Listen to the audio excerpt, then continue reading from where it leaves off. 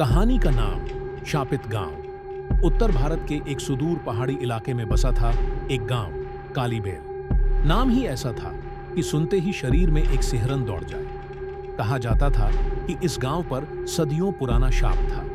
कोई नहीं जानता था कि शाप क्या था, पर जो भी वहां एक रात से ज्यादा रुका वो कभी वापस नहीं आया। गांव में अब कुछ ही बुजुर्ग लोग बचे थे जो कभी भी उस रहस्य के बारे में बात नहीं करते थे। गांव के बाहर लगे एक टूटे फूटे पत्थर पर सिर्फ इतना लिखा था, सूरज ढलने से पहले गांव छोड़ दो। एक दिन शहर से एक शोधकर्ता आरव इस गांव के बारे में सुनकर वहां पहुंचा।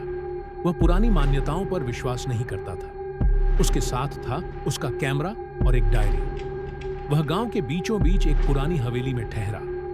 रात होते ही हवेली में अजीब सी आवाजें आने लगी। दरवाजे खुद ब खुद खुलने लगे, दीवारों से फुसफुसाहटें आने लगी। आरव ने सब कुछ कैमरे में रिकॉर्ड करना शुरू किया। तभी अचानक उसकी नजर आईने में पड़ी। कोई साया उसके पीछे खड़ा था, लेकिन जब उसने मुड़कर देखा कोई नहीं था। आधी रात को हवेली के आंगन में एक औरत की चीख गूंजी, दर्द से भरी, दिल दहला देने वाली। आरव उस आवाज के पीछे भागा।